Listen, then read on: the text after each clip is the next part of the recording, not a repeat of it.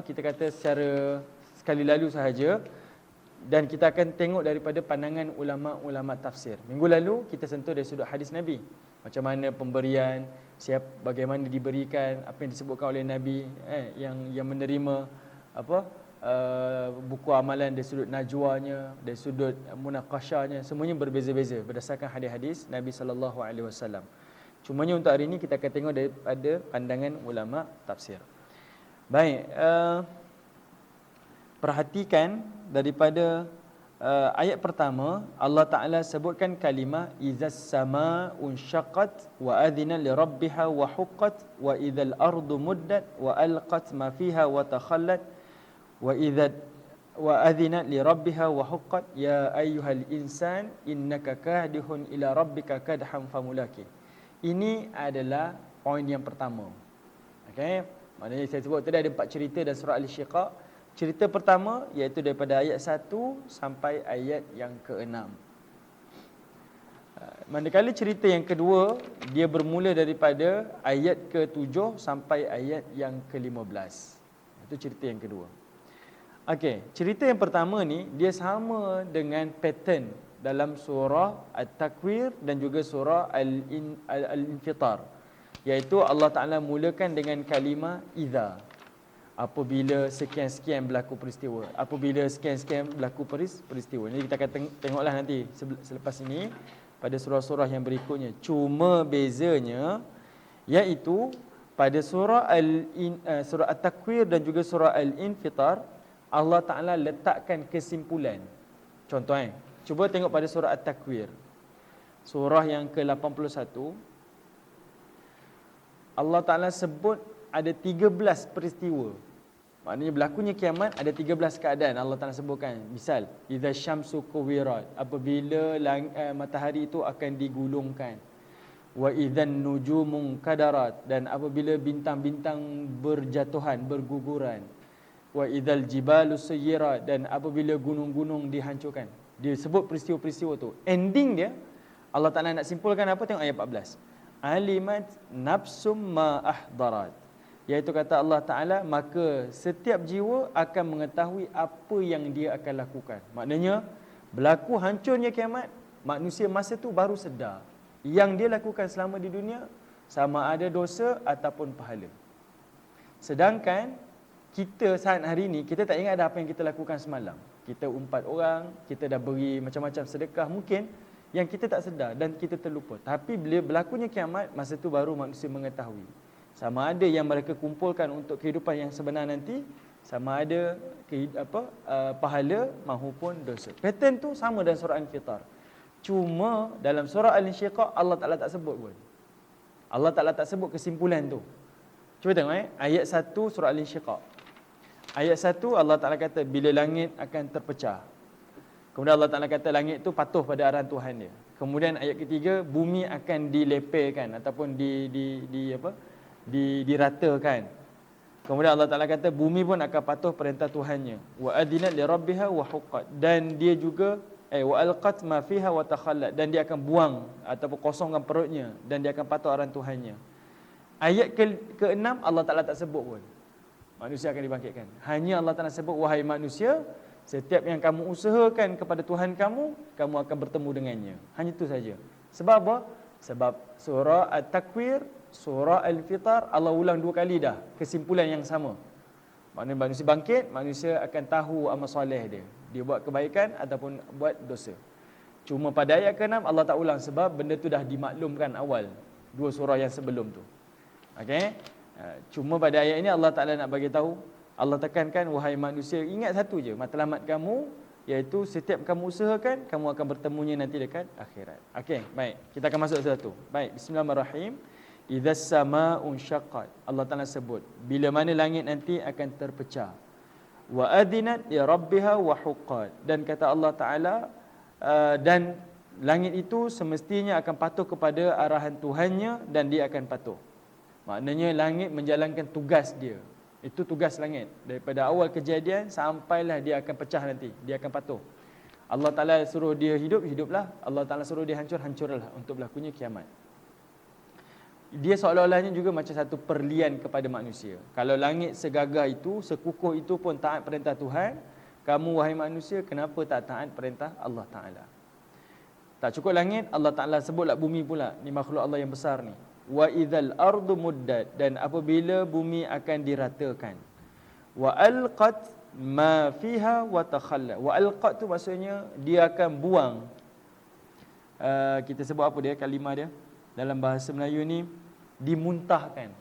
Maknanya dikeluarkan dengan sengaja atas perintah Allah. Wa alqat tu maksudnya dibuang ataupun dimuntahkan. Bumi dah menanggung, menyimpan lama dah mayat-mayat di dalam perutnya. Maka perintah Allah untuk dikeluarkan, maka mereka akan dimuntahkan. Wa takhallat, dan akan dikosongkan. Tidak ada apa di dalam perut bumi nanti. Kalimah takhallat ni, kosong ni macam seorang ibu yang melahirkan anak. Dia dah kandung anak tu lama dah. Jadi dilahirkan tu tidak ada apa yang tinggal. Anak keluar, uri semua keluar. Dia melepaskan beban dia. Kerana apa? Wa adzinat li rabbiha wa huqqat. Kerana perintah dan patuh pada arahan Tuhan. Maknanya langit jalankan tugas dia mengikut arahan Allah, bumi pun akan jalankan tugas dia mengikut arahan Allah. Tidak ada makhluk Allah yang menderhakai arahan dan perintah Allah Subhanahu wa taala. Tengok ayat yang ke-6 cantik Allah Taala susun. Allah Taala sebut apa? Ya ayyuhal insan. Wahai manusia. Perhatikan ibu-ibu ayah ya. Kenapa Allah Taala tak sebut ya ayyuhan nas? Kenapa Allah Taala tak sebut kalimah ya ayyuhallazina amanu? Kan selalu ayat tu berulang kan? Ataupun paling mudah, kenapa tak disebutkan kalimah ya ayyuhan nas? Kenapa disebutkan ya ayyuhal insan? Sebab kalimah insan, seperti mana kita maklum, dia datang daripada kalimah dasar nasiyah yang bermaksud lupa. Okey? Kan? Kalimah al-insan dia datang daripada kalimah lupa. Allah Ta'ala kata seolah-olahnya, wahai manusia yang lupa pada tugas kamu. Kamu tengok, langit yang gagah itu, dia buat tugas dia kerana patuh Tuhan dia, arahan Tuhan. Bumi pun dia jalankan tugas dia, patuh arahan Tuhan. Wahai manusia yang pelupa. Lupa pada apa? Lupa pada tugas manusia. Apa tugas kita tuan-tuan? Ada dua. Ni nanti Allah Ta'ala tutup surah ni dengan dua tugasan manusia. Pertama, sebagai manusia, sebagai hamba Allah. Dan yang kedua adalah sebagai khalifah Allah. Cuba ibu-ibu ayah-ayah perhatikan ayat yang 25, ending sekali. Kita nak tengok Allah Ta'ala tutup macam mana. Tengok ayat 25. Allah Ta'ala tutup dengan kalimah illallazina amanu wa amilus salihat. Maknanya nak berjaya lepas daripada semua azab-azab dekat akhirat nanti, melainkan hanya orang beriman, beramal soleh. Iman dan amal soleh itu merujuk kepada apa? Yang inilah yang kita katakan ni tanggungjawab sebagai seorang hamba Allah dan tanggungjawab sebagai khalifah Allah. Sebab tugas sebagai hamba Allah, Allah Ta'ala sebab apa? Wa ma khalaqtul jin wal ins illa liya'budun. Tidak aku ciptakan manusia dan jin melainkan untuk memperhambakan diri pada Allah. Itu tugas sebagai orang beriman. Beryakini Allah, yakin. Manakala sebagai hamba Allah adalah untuk mengimarahkan dunia tu. Maknanya dia beramal soleh. Jadi Allah Ta'ala kepilkan illal ladzina amanu wa amilus salihat. Dia tak cukup dengan beriman, dia mesti beramal soleh. Dia tak boleh beramal soleh saja, dia mesti beriman. Ada orang buat kebaikan tapi tak beriman, tak boleh. Ada orang beriman tapi tak beramal soleh, tak boleh. Sebab dua tanggungjawab ni adalah portfolio kita. Ini tugas kita. Iman dan beramal soleh, ataupun sebagai seorang hamba Allah dan juga sebagai khalifah Allah. Jadi Allah Ta'ala kata ya ayyuhal insan, wahai manusia yang lupa kepada tugas kamu. Innaka kadihun ila rabbik. Sesungguhnya kamu kadihun, berusaha. Kadih ni maksudnya dia buat sesuatu perkara tu dengan usaha dia. Ila rabbika, kepada Tuhan kamu, kadahan, dengan usaha yang sungguh-sungguh. Famulakih, maka kamu akan bertemu dengannya. Baik, perhatikan kalimah kadihun. Dia daripada kalimah kadaha. Kadaha ni maksudnya usaha, yang mana Allah Ta'ala sifatkan fitrah manusia. Sifat manusia ni dalam kehidupan ni memang dia bersifat usaha. Daripada kecil dia bersekolah, usaha untuk berjaya. Kemudian dia berkeluarga, dia berusaha juga untuk mencari nafkah. Kemudian dia usaha juga dalam kehidupan nak berjaya ataupun tidak. Sampailah dia mati nanti, semuanya dipenuhi dengan usaha-usaha. Allah Ta'ala kata apa? Innaka kadihun. Sesungguhnya kamu akan bekerja sungguh-sungguh, berusaha sungguh-sungguh. Ila rabbika, kepada Tuhan kamu dengan kerja yang sungguh-sungguh. Famulakih. Satu je kamu kena ingat. Kamu akan bertemu dengannya. Okey, yang ini saya sentuh pada minggu lalu. Famulakih ada dua maksud.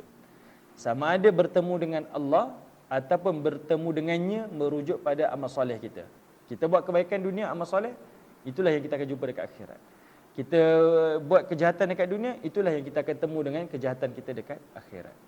Baik, ayat yang ke-6 ini satu nasihat baik daripada Allah. Macam mana? Allah Ta'ala nak berikan kita satu matlamat, satu goal. Ni goal yang paling besar dalam hidup ni. Kamu ada matlamat nak berjaya, 5 tahun akan datang nak jadi businessman, 10 tahun akan datang kita nak tubuhkan NGO yang satu dunia dapat manfaat. Semua kitanya matlamat. Tapi Allah Ta'ala nak bagi tahu satu je yang kamu kena ingat, iaitu kamu punya matlamat yang paling utama, kamu akan bertemu dengan Allah dan kamu akan bertemu dengan amal soleh kamu. Saya nak bagi tahu macam ni. Nak bagi gambaran macam mana ya? Kalau kita perhatikan, ibu-ibu ayah-ayah, dalam kehidupan kita ni, kita sekolah dengan kawan kita sama-sama. Membesar di sekolah rendah sama, sekolah menengah sama, universiti sama. Habis tu, semua bawa haluan masing-masing. Ada yang mencapai impian, ada yang mencapai cita-cita, ada yang berjaya dalam kehidupan. Bekerja dengan satu syarikat yang terkenal, kemudian ada yang capai jawatan, ada yang dapat datuk, ada yang dapat ini. Semua orang ada haluan masing-masing, betul? Tetapi benda tu sebenarnya tak penting. Itu adalah matlamat diri sendiri. Itu semua tak penting. Yang paling penting, hujung hidup kamu, satu yang kamu kena ingat. Bagaimana kamu melalui kehidupan kamu dengan kamu letakkan semuanya itu mencapai redha Allah. Itu je Allah tak nak bagi tahu. Ada orang dia capai macam-macam, semualah dia dapat. Dia dapat jawatan, dapat kekayaan, dapat kehidupan, keluarga, semuanya. Yang mana semua itu atas aturan Allah. Dia usaha, dia tak usaha, Allah boleh beri. Itu kehendak Allah. Tetapi yang kamu kena usahakan, wahai manusia, satu je. Kamu kena ingat, semua yang kamu buat itu, kamu kena dapat redha Allah. Itu goal kita yang sebenar. Kalau kita bandingkan kita dengan orang lain, kita akan jadi marah. Kenapa dulu saya sama universiti dengan kamu, saya dulu pointer saya lebih baik daripada kamu, kenapa kehidupan kamu, jawatan kamu hari ini lebih baik daripada saya? Kita akan marah. Sebab itu semua Allah Ta'ala dah aturkan. Kan? Kita akan marah. Allah Ta'ala bagi tahu satu je. Kamu laluilah jalan yang mana satu pun atas kehendak Allah. Kamu kena tahu yang kamu usahakan sebenarnya bukan laluan tersebut. Yang kamu usahakan bagaimana kamu melalui jalan tersebut dengan mengikut redha Allah. Itu kalimah yang Allah Ta'ala sebut famulaki. Ingat satu nasihat Allah. Allah Ta'ala pesan, apa yang kamu usahakan dengan dunia, akhir sekali, ending nanti kamu akan bertemu dengan Allah. Okay? Itu yang paling utama. Sebab kita selalu dipesan-pesan dan kita sendiri pun pesan pada diri kita. Allah tak akan tanya harta kita. Allah Ta'ala tak tanya kereta apa kita pakai. Allah tak tanya kita buat haji ataupun tidak. Itu semua ikut apa yang Allah kehendaki. Yang Allah tanya, kamu buat sekian amalan ni untuk aku ataupun tidak.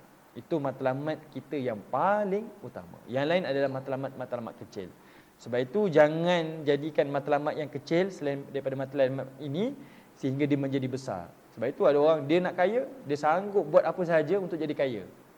Dia zalimi orang, dia ambil rasuah, dia tipu orang, dia sakau duit orang, macam-macam dia buat semata-mata untuk memenuhi nafsu dia. Dia punya matlamat hidup dia. Sedangkan satu je matlamat Allah Ta'ala sebut. Ni yang utama, goal kamu, famulaki. Kamu usahalah macam mana, kamu akan bertemu dengan Allah Ta'ala. Ataupun kamu akan bertemu dengan amal-amal soleh yang telah kamu lakukan dekat dunia. Jelas kan tuan-tuan? Yang ini Allah Ta'ala sebut mudah saja. Tugas manusia jangan lupa. Seperti mana langit dan bumi jalankan tugas kerana perintah Allah. Ya ayyuhal insan. Wahai manusia yang lupa, kamu jangan lupa tugas kamu. Seperti mana tugas para bumi dan juga langit. Dan buat apa yang kamu lakukan dengan satu matlamat. Kamu akan bertemu dengan Allah. Baik, cerita bab 1 selesai. Bab yang kedua, yang ini kita sentuh minggu yang lalu. Allah Ta'ala bahagikan dekat akhirat ada 2 jenis manusia. Yang melakukan amal soleh, dia akan dapat buku amalan daripada tangan kanan. Manakala mereka yang melakukan kejahatan, dia akan dapat buku amalan daripada daripada belakang.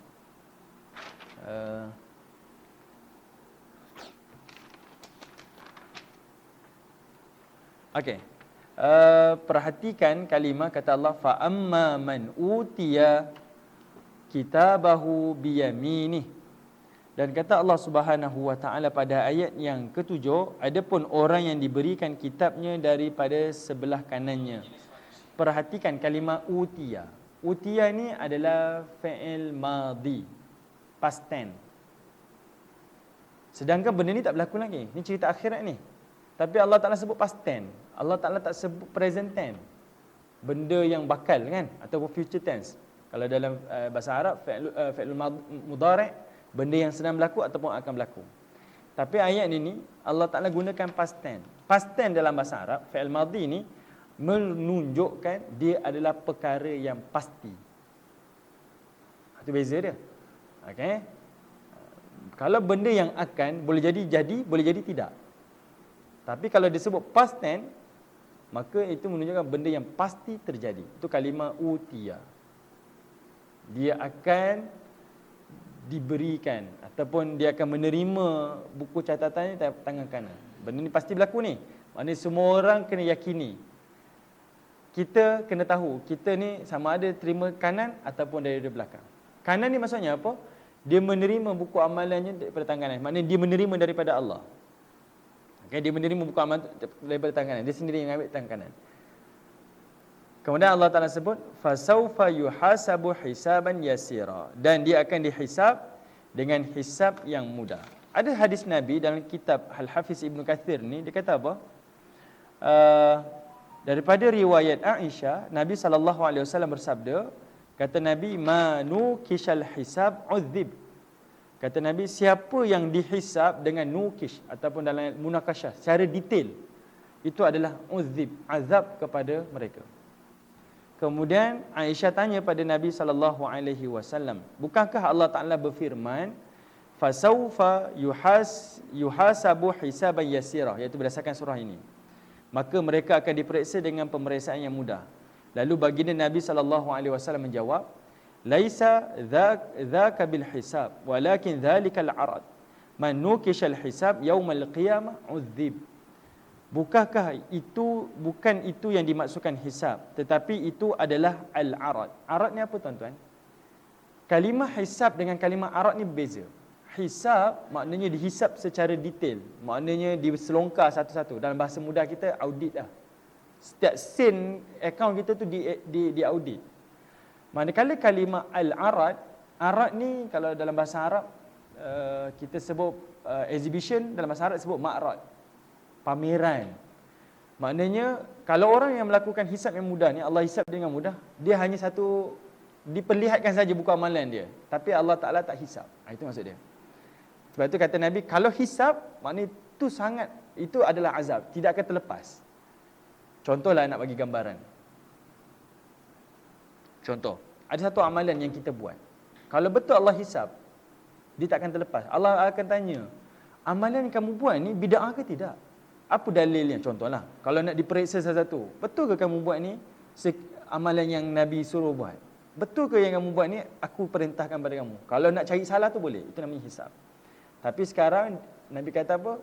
Bagi hisab yang mudah tu namanya adalah al-arad, sekadar dipamerkan sahaja. Ain radat. Ain radat. Ini disebut dalam riwayat Imam Ahmad. Nabi sebut Nabi kata walakin zalikal al-arad. Yang dikata hisab mudah tu adalah diperlihatkan kepada Allah Taala. Hanya sekadar pameran saja. Buku amalan tu hanya dibentangkan saja. Tapi man nukishal hisab, siapa yang dihisab secara detail, yaumal qiyamah, pada hari kiamat, uzib, itu azab. Tak ada orang yang akan terlepas, sebab satu persatu amalan tu akan diperiksa oleh Allah Subhanahu wa taala.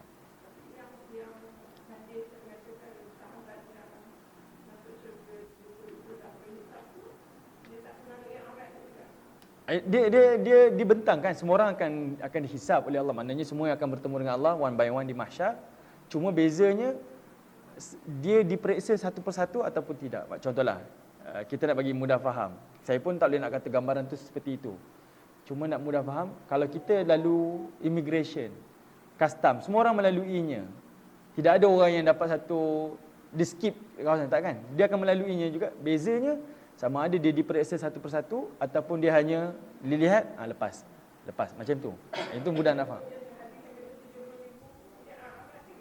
Ya, dia akan lalui juga. Maknanya Allah Taala akan akan dihisap, tapi dia akan dilepaskan tanpa hisap lah. Maknanya hisap kalimah tu maksudnya didetailkan, diperiksa satu-satu. Okay? Bukanlah kata dia dikecualikan. Bila sebut 70,000, 700,000 kita sebut minggu lalu tu, dia dikecualikan. Okey, kamu tak ada, terus masuk syurga. Tak. Maknanya dia akan melalui one by one dengan Allah Ta'ala. Bezanya, sebab ni kalimah yang saya sebutkan tadi.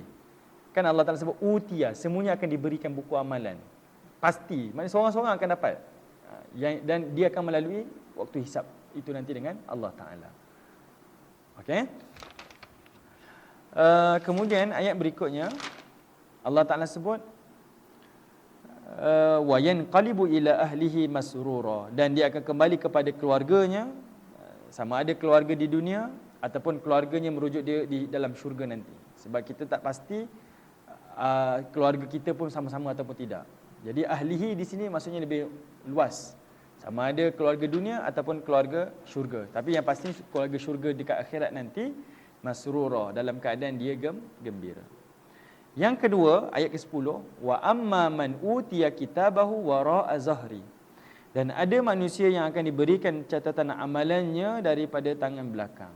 Maksudnya apa? Orang yang menerima ni dalam keadaan dia malu nak menerima catatan amalan dia. Dia sorokkan tangannya dan diterima daripada belakang.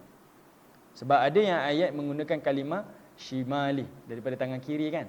Tapi yang di sini menunjukkan daripada belakang. Kerana malu, amalan dia tak baik di dunia dahulu, maka dia dapat buku amalan kejahatan daripada belakang.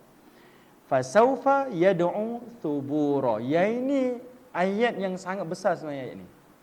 Allah Ta'ala kata apa? Bila dia dapat buku amalan dia, dia ambil daripada tangan belakang dalam keadaan sangat memalukan, dan dia sendiri yang akan menjerit. Fasaufa yad'u. Yad'u ni kalimah an-nida. Dia akan menjerit, menyeru pada malaikat untuk bantu. Allah Ta'ala tak lihatkan dirinya pada golongan-golongan fujar.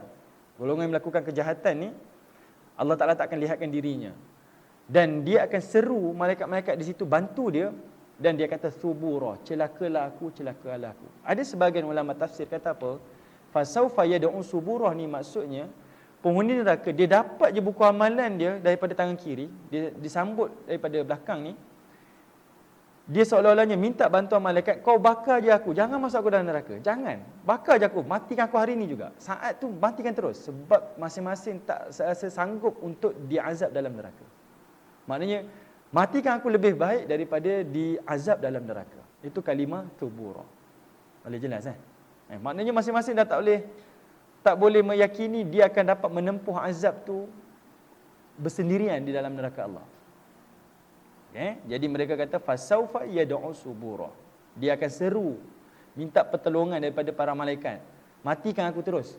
Kalau boleh matikan terus. Jangan lagi ada azab-azab dekat dalam neraka. Matikan terus. Aku tak nak dah. Ini ada satu benda yang sangat berat. Tapi Allah Ta'ala jawab apa? Kata, kamu tak akan mati. Wa yasla sa'ira. Bahkan kamu akan masuk dalam neraka juga. Tapi kalimah yasla ni maksudnya dia akan masuk. Dia tu siapa? Penghuni neraka akan masuk sendiri. Kita ni tak nak. Kalaulah si fulan ni ahli neraka, dia kata saya tak nak masuk neraka.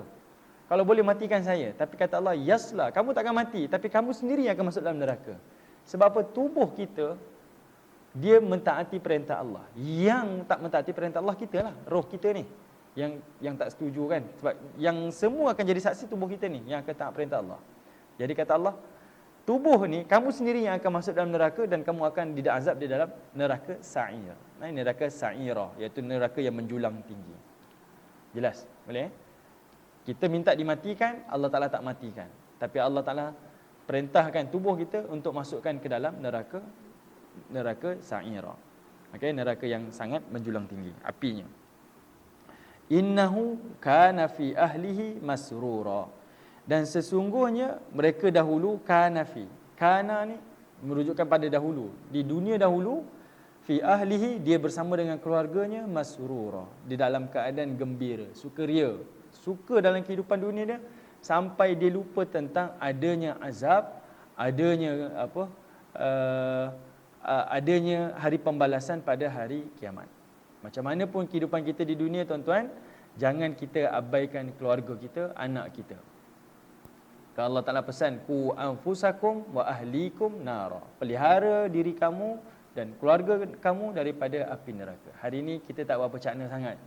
Seolah-olahnya tidak ada hari pembalasan. Tak apalah, ayah sporting, mak sporting.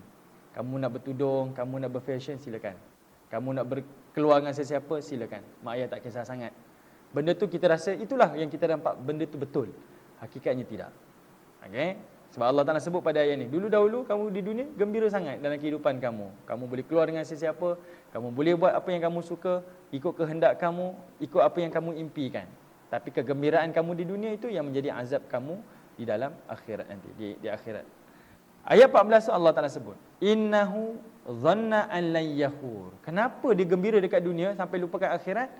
Innahu dhanna, dia menyangka, an lan yahur, dia tidak akan kembali, maknanya tidak akan adanya hari hisab, tidak adanya saat dia akan kembali dipertemukan dengan Allah Subhanahu wa taala. Bala inna rabbahu kana bihi basira. Bala tu maksudnya yang benarnya, yang pastinya, itu maksudnya. Bala yang benarnya, inna rabbahu, sesungguhnya Tuhan kamu, kana bihi basira, dia melihat kamu dekat dunia dahulu. Kana bihi basira, dunia dia sentiasa memperlihat segala amalan kamu. Baik, tuan-tuan perhatikan, dalam bahasa Arab kan ada beza kalimah la, lam, lan. Semuanya adalah kalimah nahi, nafi, maknanya menafikan, tidak. Tapi memberi maksud yang berbeza. La maksudnya tidak. Lam tidak pernah. Okay. Lam maksudnya tidak pernah. Lan tidak akan. Okay. Jadi dekat sini Allah Ta'ala kata lan yahu, dia tidak akan percaya. Maknanya selepas itu sampai akan datang, dia tak akan percaya adanya hari kiamat. Maknanya sampai dia matilah, dia tak akan percaya adanya hari kiamat. Tidak adanya dia akan bertemu dengan Tuhan. Sebab itu disengaja digunakan kalimah lan dekat kalimah ini.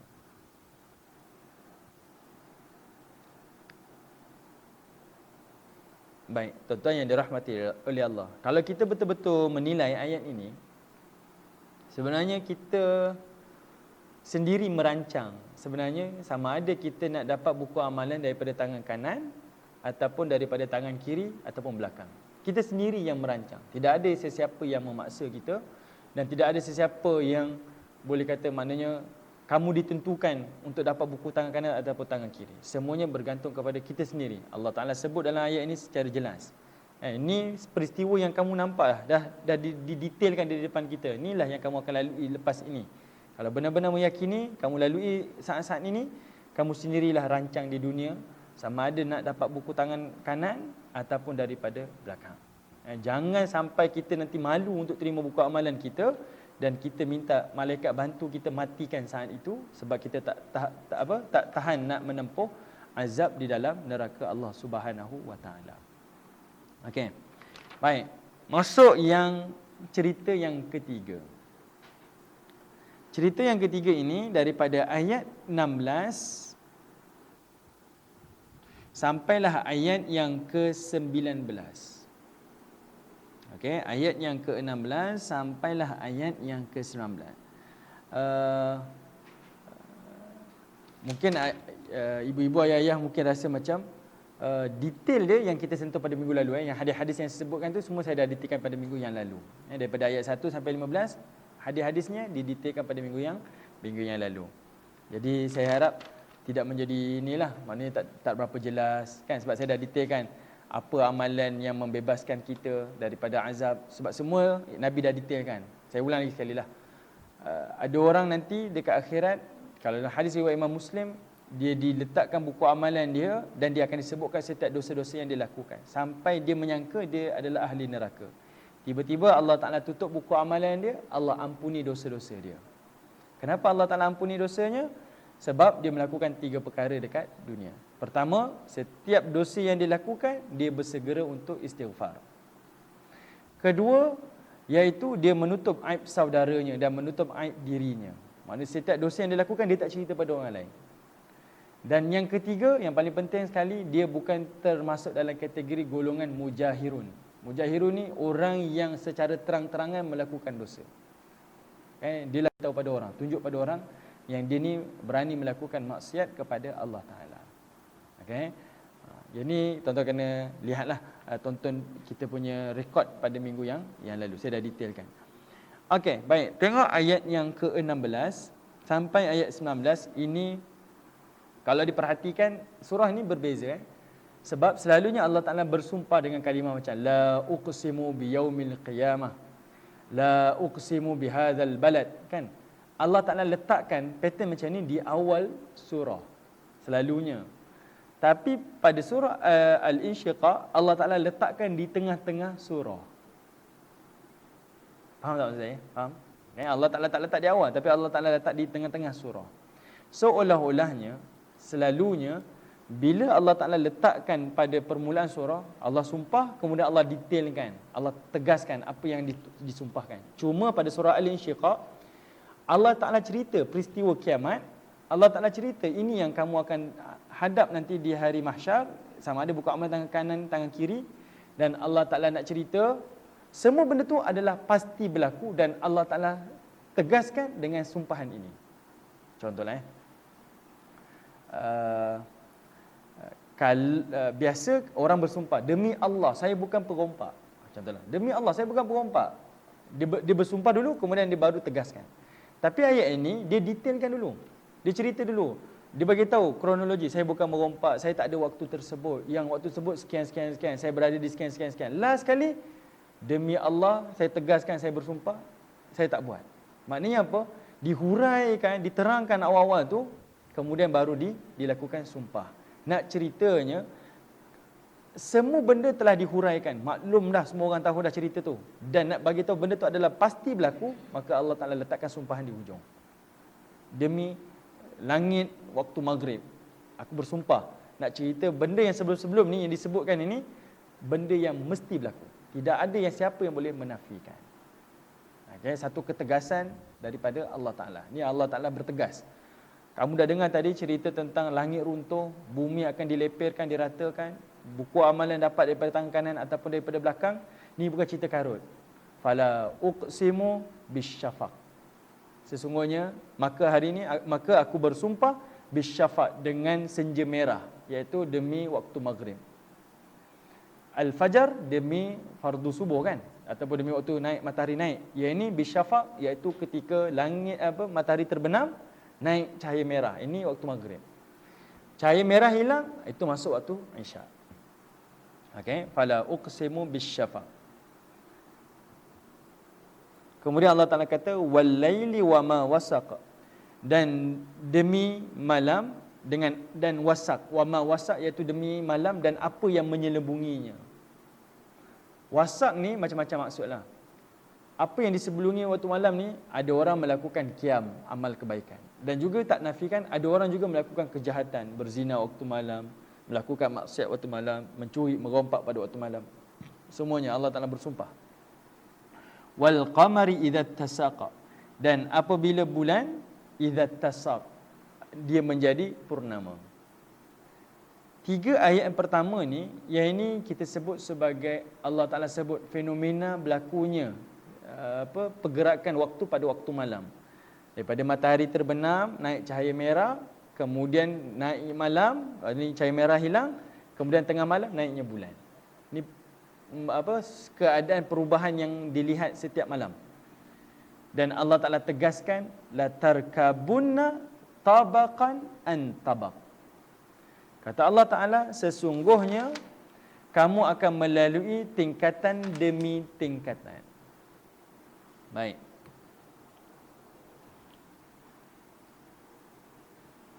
Okey. Ayat yang ke-19 ni, perhatikan kalimah latar kabun. Latar kabun ni maksudnya dia datang daripada kalimah raqaba ataupun raqiba. Raqiba ni maksudnya menaiki. Okey? Menunggang. Kalau dalam bahasa mudahnya,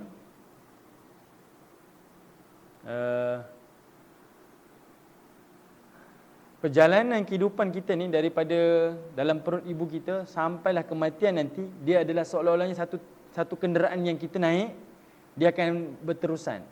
Dia tidak akan patah balik pergerakan tu. Samalah macam pergerakan langit bintang ni. Allah Ta'ala kata, naiknya senja, kan, merah, kemudian terpadam merahnya, naik waktu malam, kemudian naik bulan. Itu peristiwa yang kamu nampak. Malam tu pergerakan tu seperti itu. Kehidupan kamu macam tu juga. Kamu akan melaluinya satu peringkat ke satu peringkat. Tabak dan tabak tu, fasa demi fasa tu, seperti itu. Tapi bezanya Allah Ta'ala guna kalimah latar kabunna. Kamu macam menaiki eskalator, naik, kamu tak turun dah. Okay, naik. Tak ada orang lagi, dia kecil, naik jadi dewasa, patah balik kecil. Tak. Dia akan naik satu peringkat, satu peringkat, satu peringkat, satu peringkat. Ibu-ibu ayah dah sampai fasa tu dah. Dulu kita tengok orang tua kita 50 tahun, 60 tahun. Sekarang kita pun duduk fasa tu. Kita tengok dulu, mak ayah kita pencen. Sekarang kita pun pencen. Fasa tu kita dah melalui dan kita tahu macam mana keadaannya. Dan bagi orang yang berfikir, dia akan melihat sesuatu itu adalah kuasa Allah Ta'ala. Kan? Dulu saya selalu terfikir macam ni tau. Saya tak lalui zaman tua lagi, tak tahu lagi.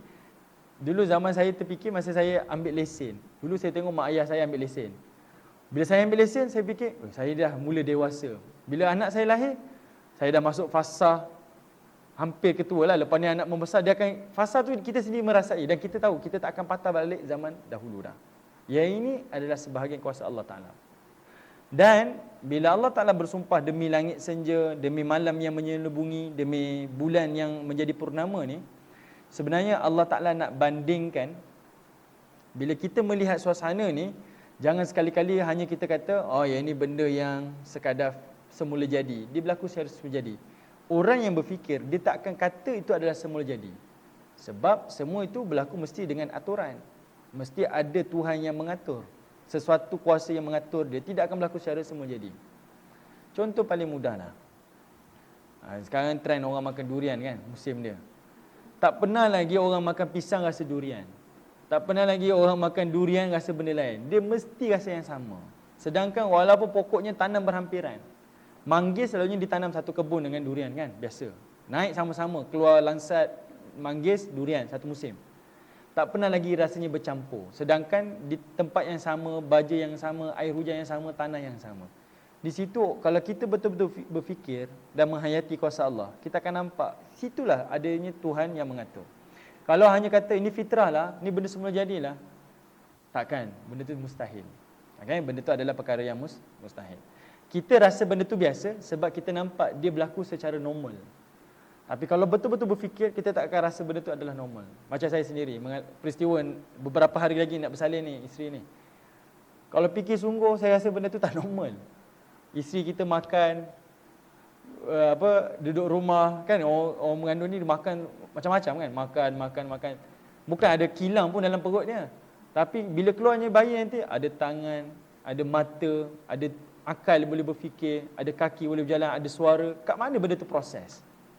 Sedangkan dalam perut ni kalau dibedah sekarang, tak ada apa-apa pun. Hanya perut dia makanan yang dimakan saja, tapi tidak ada apa-apa. Tetapi Allah Ta'ala keluarkannya, nanti ada seorang manusia yang memiliki semua panca indera.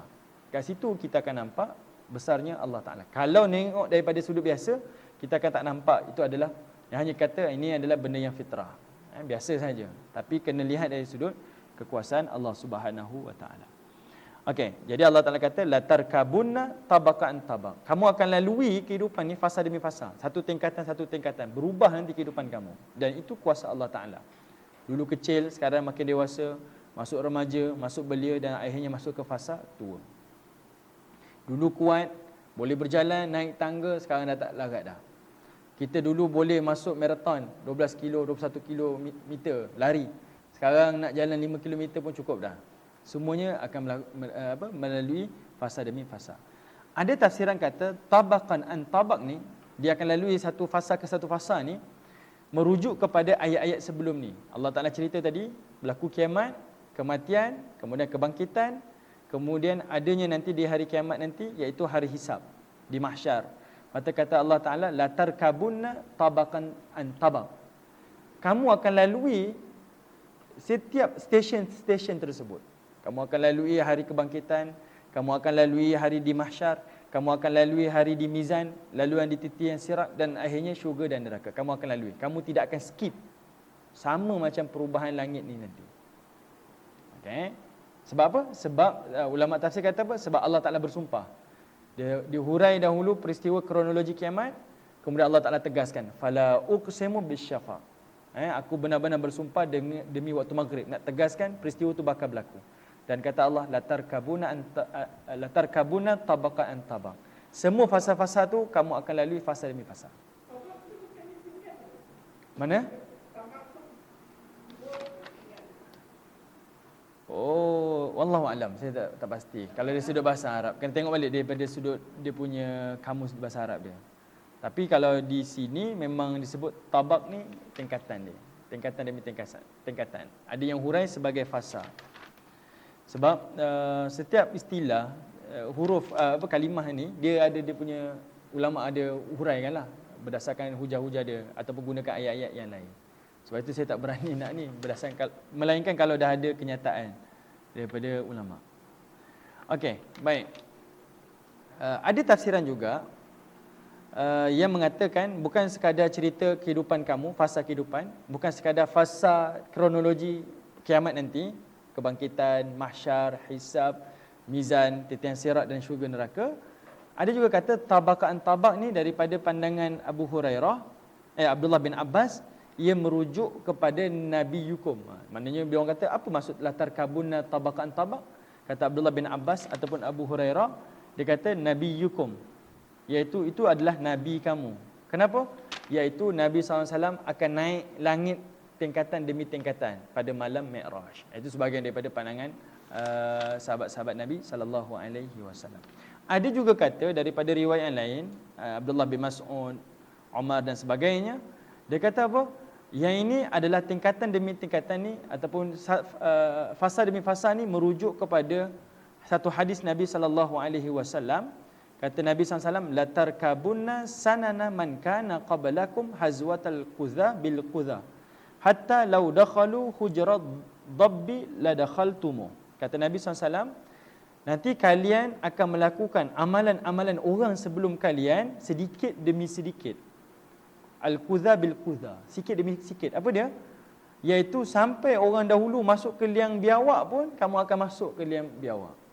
Kemudian sahabat Nabi SAW tanya, ya Rasulullah, apakah orang dahulu tu orang Yahudi dan Nasrani? Kata Nabi SAW, kalau bukan mereka siapa lagi? Maknanya lalui fasa demi fasa tu, sebagian ulama kata dia merujuk kepada orang akan datang nanti, akhir zaman nanti, dia akan ikut apa yang dilakukan oleh orang Nasrani dan Yahudi ni satu demi satu. Dia tak fikir dah benda tu betul atau tidak. Dia akan follow je, tak cakap banyak dah. Sebab apa? Hari ni digunakan istilah ni trending, kan? Dia tak cakap apa istilahnya? Fashion, macam-macam lah. Kalau kita buat ni cool lah, ni trending ni. Kalau awak tak buat, awak ni tak mengikut arus lah, macam tu. Dia sampai ke tahap tu. Okay? Sebab itu Nabi boleh jamin dalam hadis ni, dia akan ikut satu persatu, sedikit demi sedikit. Daripada mula-mula agamanya ada, tapi mulai fashionnya, kemudian cara bercakapnya, kemudian cara pergaulannya, lifestyle-nya. Kadang-kadang kita takut. Cuba tengok macam mana orang hidup dalam muzik. Muzik tu sampai jadi kehidupan dia. Kalau sekadar minat muzik rock, okeylah.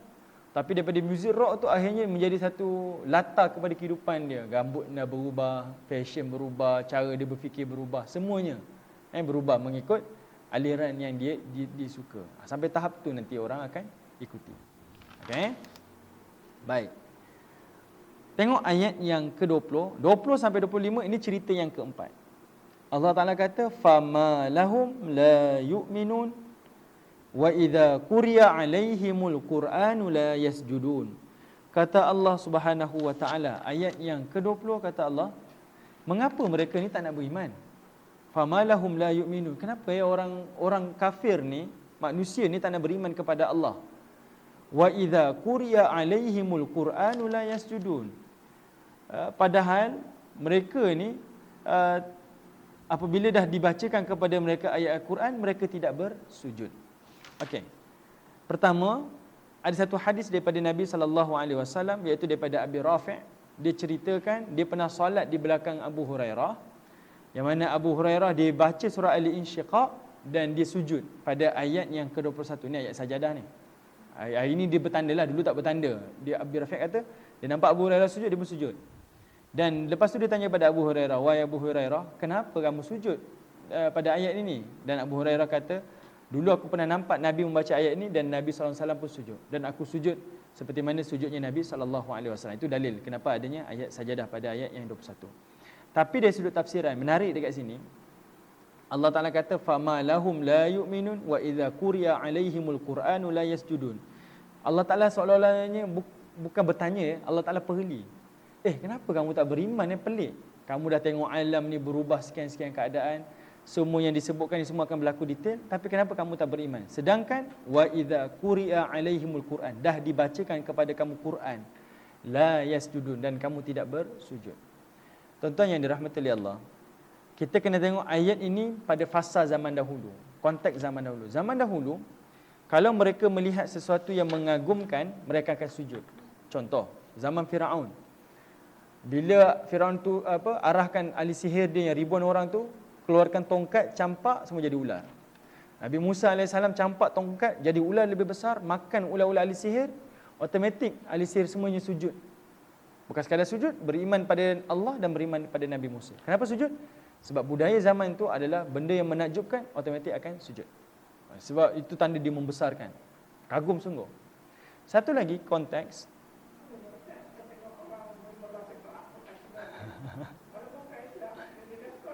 Ya.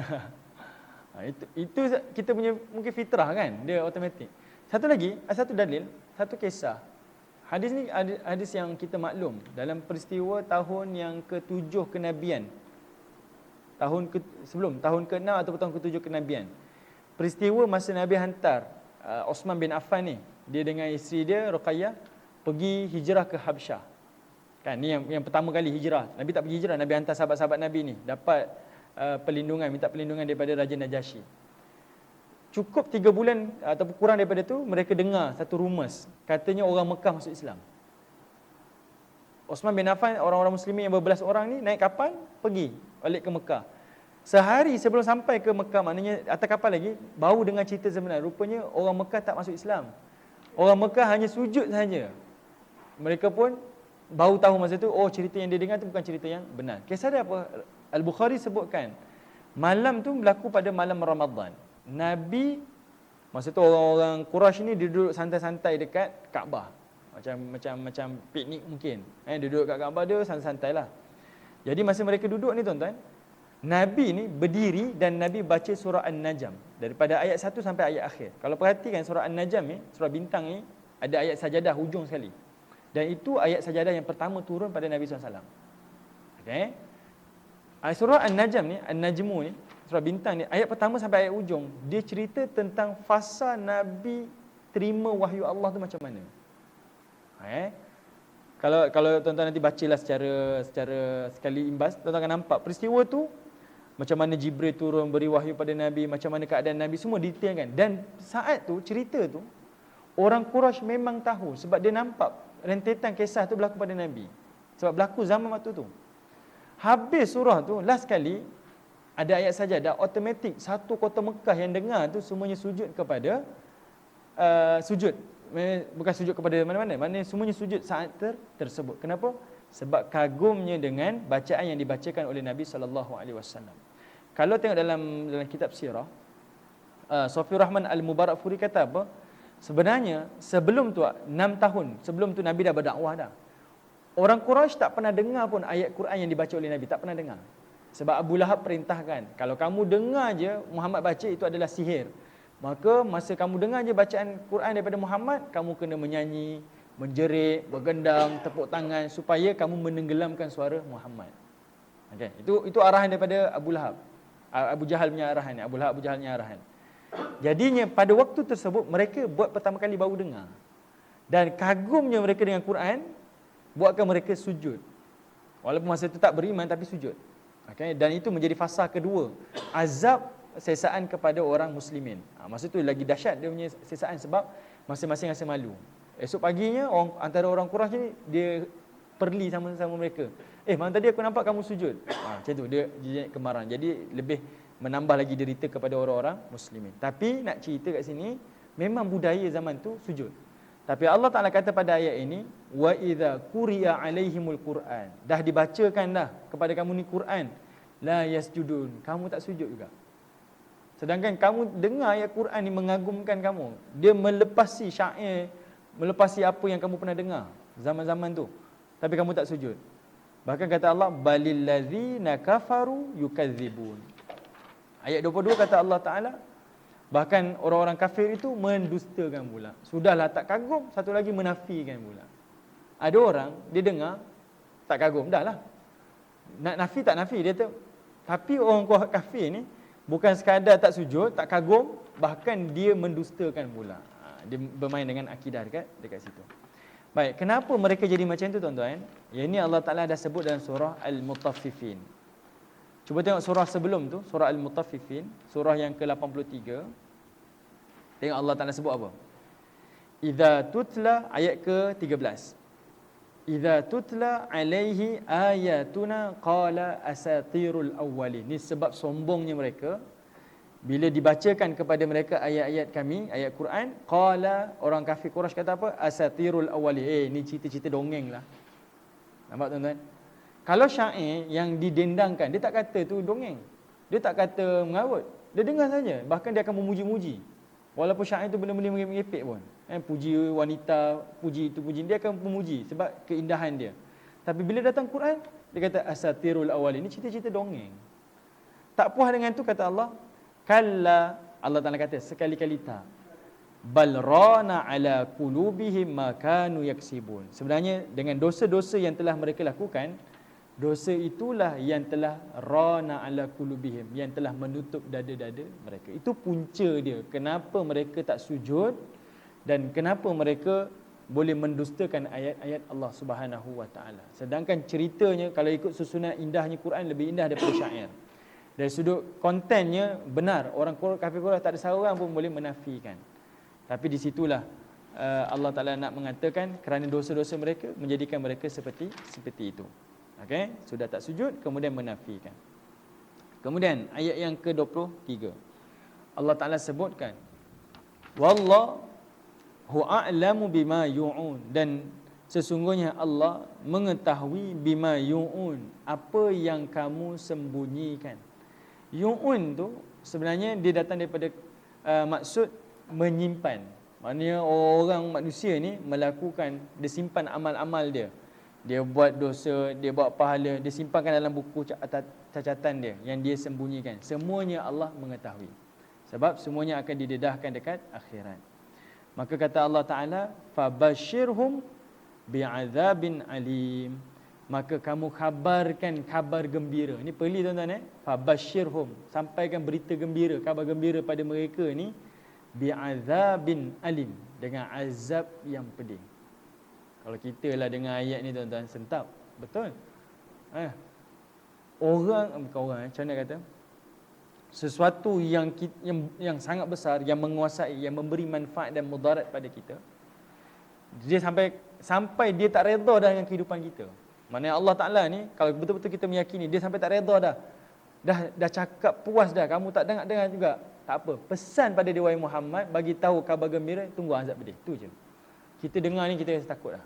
Contohlah kalau kita dapat majikan dah bagi surat warning, dah itu dah ini, kita tak peduli pun. Last kali, kamu tunggulah surat berhenti nanti. Kalau betul-betul kita ni mengharapkan pendapatan daripada kerja tersebut, kita akan rasa takut. Kita akan buat apa sahaja untuk minta maaf, minta janganlah saya ni janganlah dibuang kerja. Kita kalau boleh nak kira janganlah buat apa-apa pada saya, janganlah terimalah saya balik. Kita akan macam tu. Macam itulah Allah Subhanahu Wa Taala sebutkan pada ayat ni. Kamu sampai berita gembiralah. Dah puas cakap dah. Bagi tahu kabar gembira, iaitu nanti tunggulah azab yang pedih dekat akhirat. Illal ladzi, melainkan amanu wa amilus solihat. Orang yang beriman dan orang yang beramal soleh. Manusia yang menjalankan tugas dia. Okay? Sebagai khalifah dan sebagai hamba Allah. Lahum ajrun ghairu mamnun. Maka bagi mereka pahala yang tidak putus-putus. Okey, iaitu pahala yang sentiasa berterusan dan sampailah ke hari akhirat. Okey, baik, tuan-tuan yang dirahmati oleh Allah, inilah cerita ataupun ayat-ayat Allah Subhanahu Wa Taala di dalam surah Al-Insyiqaq. Ayat ni mendetailkan keadaan suasana pada hari kiamat. Maknanya kita yang benar-benar meyakini Allah Ta'ala mesti yakin sungguh yang mana kita nanti akan berhadapan dengan saat-saat ini.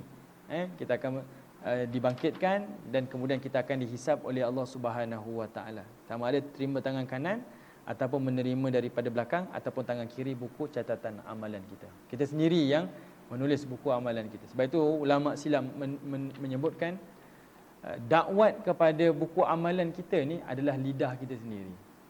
Dia tidak akan dicatatkan melainkan dia apa yang keluar daripada mulut kita. Dakwat dia daripada mulut kita sendiri. Dan macam mana dia ditulis dan sebagainya, ia datang daripada anggota tubuh badan kita. Kita memegang benda maksiat, kita memegang benda-benda kebaikan, itulah yang akan dicatatkan pada buku amalan kita. Dan disebutkan yang dicatatkan dalam buku amalan ni bukan benda yang bersifat dosa pahala, tapi juga benda yang bersifat umum. Kita sebut saya nak minum, saya nak makan, semua akan dicatatnya.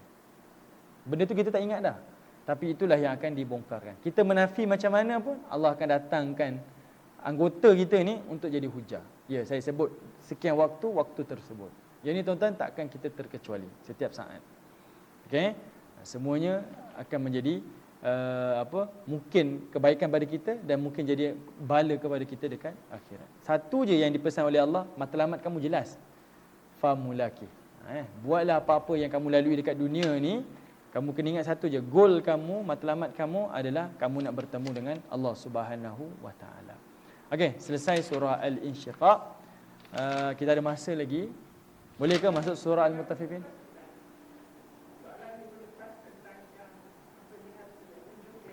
Wallahu a'lam. Saya tak jumpa. Saya tak jumpa. Tak, soalan daripada Puan Syimah. Macam mana soalannya?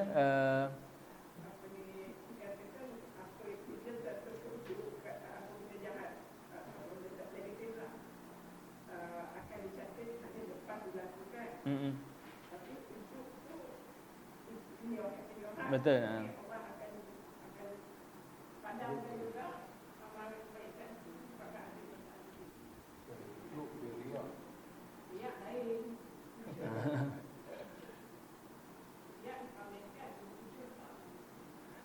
Dia ujub dengan riak tu kan sama kan, dia hampir-hampir kan. Dia berkembar, dia ada 3 lagi, satu lagi suma'ah kan. Betul. Betul. Sebab itu ada satu kata hukama, dia kata apa? Kamu mungkin boleh menang ke atas riak, tapi kamu akan tewas kepada ujub. Kita boleh riak, kita boleh saya tak riak. Tapi bila kita buat macam tu, kita akan rasa kita lebih baik. Ujub tu kita akan tewas. Benda tu sangat susah. Tak lari kat sini pula kan. Riak kita tu, saya tak riak, saya buat ni ikhlas. Benda tu kan perkataan membangga diri kan. Dia jadi ujub. Kamu boleh menang kata riak, tapi kamu akan tewas kepada ujub.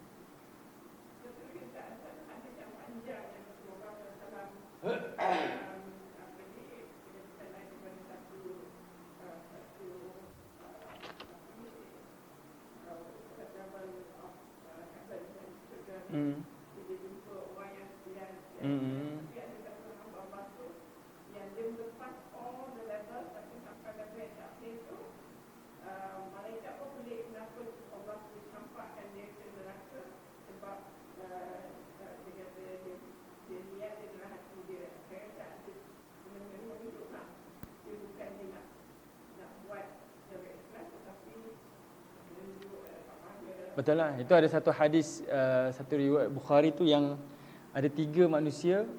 Nabi sebut macam model manusia ni akan didatang pada Allah Ta'ala. Pertama, orang yang mati syahid. Kedua, orang yang mengajar Quran. Dan yang ketiga, orang yang menginfakkan hartanya. 3-3 ni kemuncak ibadah kan. Mati syahid ni memang besar. Orang yang mengajar, belajar Quran ni pahala besar ni, sebaik-baik amalan pekerjaan ni. Yang ketiga, orang infak semua harta dia ni. Besar ganjaran dia. Tapi sebab 3-3 ni lakukan bukan kerana Allah. Yang jihad tadi sebab dia nak dipanggil sebagai orang yang paling hebat lah di kalangan manusia. Yang mengajar Quran pun sebab nak dipanggil alim. Orang yang banyak infak ni nak dipanggil sebagai dermawan, bukan kerana Allah. Semua tiga-tiga ni Allah Taala campak masuk dalam neraka. Ni kemuncak.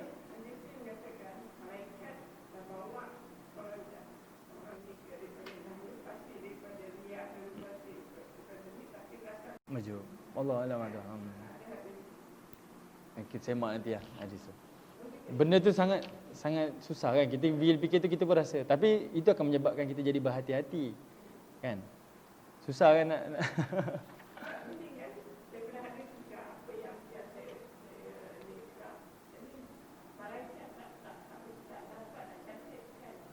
Betul. Betul. Tak apa.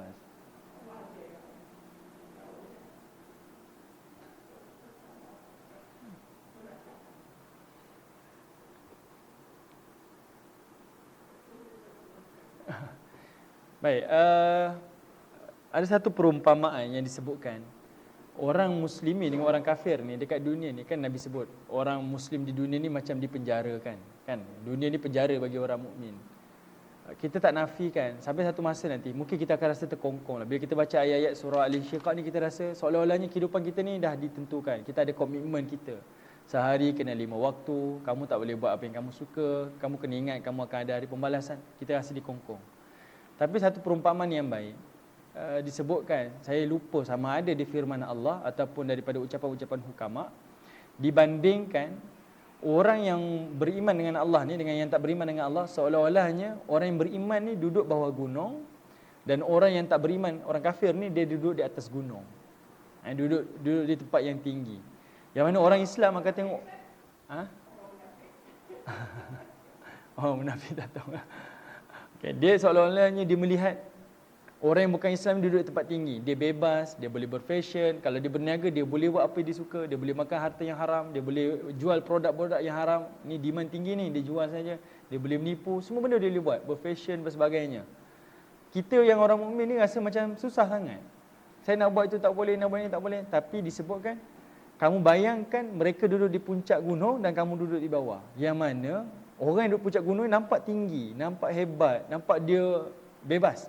Hakikatnya duduk atas gunung ni oksigennya kurang. Dia sempit sebenarnya jiwa dia berbanding orang mukmin duduk di bawah rasa rendah, tapi sebenarnya oksigennya banyak. Dia lapang dadanya. Kan? Itu perumpamaan. Sama ada saya lupa. Saya sebut fala yusa'adu fis sama. Dia lebih kurang. Saya ingat sama ada teks Quran, saya lupa nak cek tadi, ataupun di dalam kata-kata hukama. Mereka duduk di atas tempat-tempat yang tinggi, nampak macam bebas, suka hati dia boleh buat, tapi hakikatnya jiwanya sempit. Kerana bezanya iman kepada Allah Ta'ala. Itu kemuncak. Sebab itu kita tanyalah pada siapa-siapa sahabat kita. Mana brother kita dulu tu? Yang masuk Islam tu kan? Yang siapa tu? India Muslim tu sama? Oh, ni. Bob kan? Itu tanya dengan dia pun dia kata benda yang sama. Sebab saya pernah dengar kawan-kawan yang masuk Islam dia cerita. Bila dia lafaz syahadah tu menangis tu bukan buat-buat. Dia macam melepaskan satu beban yang dia tak boleh cerita. Dia rasa macam dia tekan bahu kita ni kalau bawa pikul bag, dia jadi berat.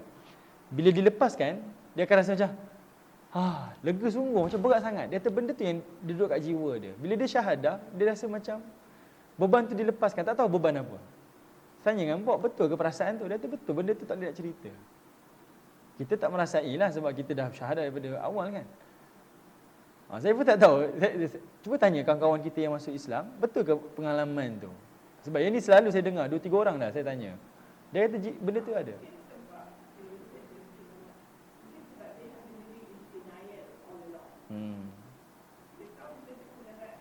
Dia fitrah kan? Benda fitrah kan? Benda dah install dalam diri kita. Cuma kita tak menemui benda tempatnya tu.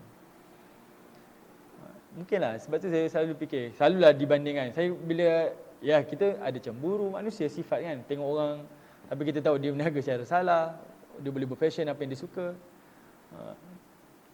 Yalah wanita, dia suka rambutnya berwarna, saya tak boleh warna, saya kena pakai tudung. Lelaki mungkin suka badannya bertatu, saya tak boleh buat sebab benda tu haram. Banyak benda yang kita ditegah. Tapi kita kena ingat benda tu je. Mereka nampak tempat yang tinggi, macam bebas, hakikatnya sempit jiwa mereka. Dalaman dia tak ada apa-apa, kosong. Dia akan rasa sangat-sangat sunyi berbanding kita.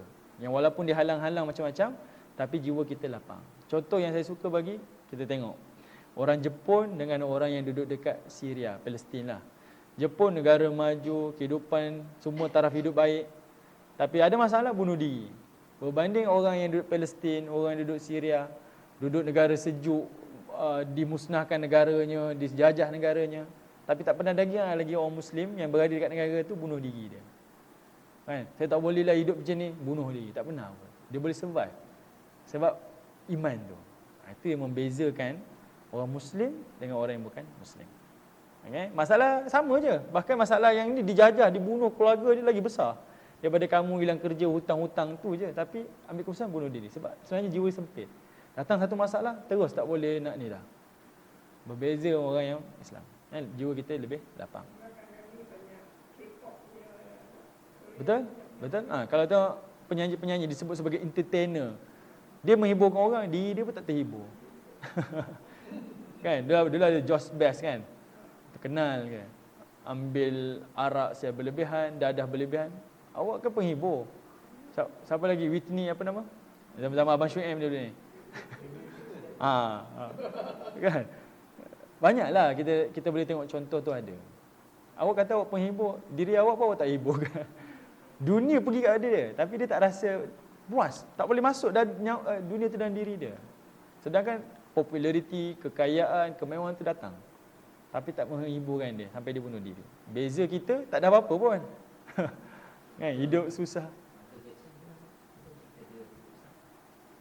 Itu wallahu alam. Sebab tak ditentukan. Cuma abang dia ada katakan abang dia. Abang ni kan Islam kan, abang dia kan. Itu sebenarnya kita nak mengubat jiwa kita lah. Nak dibanding-bandingkan dengan orang yang sama ada Islam dengan bukan Islam. Sebenarnya benda ni bukan benda baru. Dan ini dah dipesan oleh Nabi SAW kepada sahabat-sahabat Nabi SAW. Nanti tuan-tuan, ibu-ibu, ayah-ayah yang dirahmati oleh Allah, kita akan tengok pada surah Al-Mutaffifin. Ending surah Mutaffifin tu, kita sentuh sikit lah ending surah Mutaffifin ni sikit. Cuba tengok ayat 29 sampai ayat 36 tu. Yang ini fasa penurunan surah ni masa sahabat Nabi dan Nabi ni diancam di zaman Mekah. Okey, yang ada yang dah dibunuh, ada yang diseksa, ada yang dihukum, dijemur, macam-macam lah. Dan Allah Ta'ala kata apa? Innal ladzina ajramu kanu minal ladzina amanu yadhakun. Kata Allah, sesungguhnya orang yang berdosa adalah mereka yang dahulunya di dunia mentertawakan orang yang beriman. Dekat dunia Nabi bagi tahu pada sahabat Nabi, Allah Ta'ala turun ni. Orang Abu Lahab, Umayyah bin Khalaf, ni semua seksa kamu ni, gelak-gelakkan kamu ni. Kamu tunggu. Dan akhirnya Allah Ta'ala sebut, fal yawmal ladzi, tengok ayat 34. Fal yawmal ladzina amanu minal kuffari yadhakun. Pada hari kiamat nanti, manakala orang beriman akan ketawakan pula orang kafir. Dan ketawa tu adalah ketawa yang mengazabkan orang kafir. Sebab ketawa tu adalah ketawa yang selamanya. Kita dah lah diazab, orang kafir ketawakan kita, sakit kan? Tapi dekat akhirat Allah Ta'ala tenangkan hati-hati sahabat-sahabat Nabi, kamu dekat akhirat kamu akan ketawakan dia. Tapi ketawa tu lebih azab. Sebab selama-lamanya kamu akan ketawakan orang kafir. Mereka diazab dengan azab yang lebih berat dan kamu akan ketawakan mereka. Dalam keadaan kamu duduk santai-santai di dalam syurga yang sangat indah. Cerita ni dia berentetan. Nanti kita akan jumpalah ayat-ayat ini. Macam mana keadaan orang ahli syurga, dia melihat keadaan orang-orang yang berada di dalam neraka Allah Subhanahu wa taala. Okey? Baik, insya-Allah surah Al-Mutaffifin ni surah yang menarik untuk kita baca sebab dia bercerita tentang golongan-golongan yang curang. Dalam istilahnya, dalam konteks yang lebih luas, cerita tentang orang yang mengambil hak-hak orang lain ataupun menzalimi dan menindas hak-hak orang lain. Ini hubungan sesama manusia ni. Cerita kita sesama kita. Yang ini penting untuk kita tengok macam mana besarnya perkara ni sebab golongan mutaffifin ni saya last sekali lah ni, ambil sikit je. Mutaffifin ni dia daripada kalimah tatfif. Tatfif ni kalau orang bermuamalah jual beli, dia mengurangkan timbangan tu daripada benda yang sikit-sikit. Contohlah, dia beli 1 kilo dengan sekian harga, tapi penjual letakkan 900 gram lebih. Maknanya tak sampai 1 kilo. Dia digelar sebagai al-mutaffifin. Maknanya benda tu sikit lebih kurang lah kan bagi kita. Tapi tak, dia adalah benda yang besar di sisi Allah Ta'ala. Dan umat Nabi Shu'aib, Allah Ta'ala turunkan bala, bukan sekadar mereka tak beriman kepada Allah. Salah satu dosa besar mereka, iaitu mereka mengurangkan timbangan. Ni, umat Nabi Shu'aib, bukan Abang Shu'aib kat sini. Okay, umat Nabi Shu'aib tu diazab sebabkan mereka lakukan kejahatan ni. Dan ini bukan sekadar isu soal jual beli, tetapi berkaitan tentang hak sesama manusia. Okay. Wallahu alam. Okey, insya-Allah pada kesempatan nanti kita akan masuk surah yang berikut, iaitu surah Al-Mutaffifin. Jadi insya-Allah tuan-tuan, saya serulah untuk yang mereka yang menonton secara live dan juga yang hadir. Kami di PMP NGO ni nak bina masjid 4 juta kan. Nilai dia 4 juta ringgit Malaysia di Peru kan, di Peru. Jadi sempena kita berada dalam bulan-bulan Zulhijjah ni, yang bulan-bulan yang dimuliakan, setiap amal solehnya Allah Taala akan cintai. Ambil kesempatan rezeki yang kita ada untuk berikanlah, tak kisahlah RM1, RM2, RM10, RM100, lebih baik RM1 juta. Kalau adalah RM100,000, berikan infak kepada pembinaan masjid ni, sebab dia akan dimanfaatkan. Berapa kaum muslimin dekat Peru tu? Lebih kurang ambil 10,000 kan? 4,000 orang kaum muslimin. Tapi tak ada masjid, satu masjid pun tidak ada. Jadi kami ambil kesempatan untuk cuba ambil peluang untuk bina satu masjid dan kita jadikan ini sebagai ladang pahala kita. Bayangkan setiap yang kita laburkan di situ, setiap kali dimanfaatkan, dijadikan tempat surau, masjid, didirikan salat, kuliah ilmu, mudah-mudahan dia jadi pahala kita yang ghairu mamnun. Mudah-mudahan inilah pahala yang tidak akan putus-putus kepada kita dekat akhirat.